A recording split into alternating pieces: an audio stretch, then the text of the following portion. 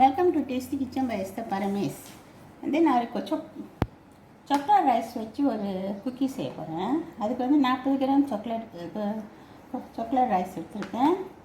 1 teaspoon coffee எடுத்திருக்கேன், Nescafe அது எடுத்திருக்கேன். கேஷர் சுகர், துளசினி 100 கிராம், மாவு 250 கிராம், கோதுமை மாவு தான் 250 கிராம் எடுத்திருக்கேன். பட்டரு 150 கிராம் எடுத்திருக்கேன். இப்போ முதல்ல வந்து பட்டரும் இந்த சீனியும் சேர்த்து நம்ம நல்லா மிக்ஸ் பண்ணிக்குவோம்.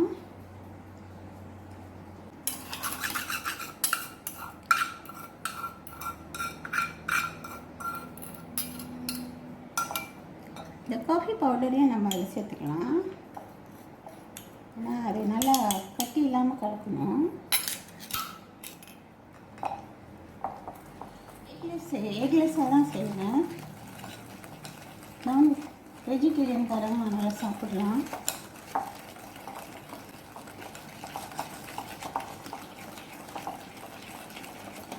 நம்ம இந்த காஃபி பவுடர் வந்து நல்லா மிக்ஸ் ஆகிற வரைக்கும் நல்லா நம்ம மிக்ஸ் பண்ணிக்கணும்.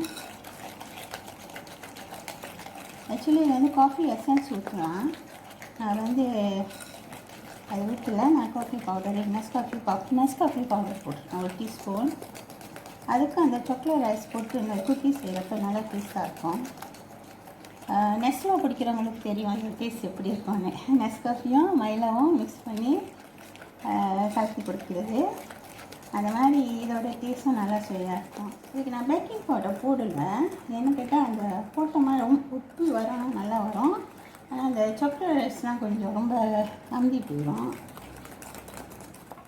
பட்டை சீனி நல்லா மிக்ஸ் பண்ணிவிட்டேன். இப்போ கொஞ்சம் கொஞ்சமாக நம்ம இந்த கோதுமை மாவு போட்டுக்கலாம். மாவு போட்டு நம்ம மிக்ஸ் பண்ணிக்குவோம். குக்கர் ரைஸையும் நம்ம இதில் சேர்த்துக்கலாம். 40 கிராம் குக்கர் ரைஸ் சேர்த்துருக்கேன். இதில் வந்து காஃபி பவுடர் போட்டதுனால எசன்ஸ்லாம் தேவையில்லை.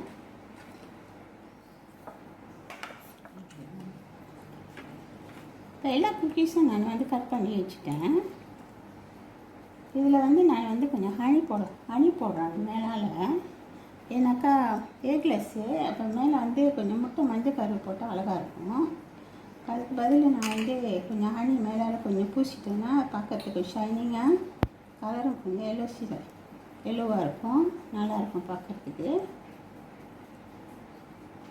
அவன் வந்து 10 நிமிஷம் ப்ரிப்பேர் பண்ணிட்டேன். இதை நான் அவனில் வச்சு ஒரு 15 to 20 நிமிஷம் வச்சு அப்புறம் வெந்த பிறகு நான் உங்களுக்கு எடுத்து காட்டுறேன்.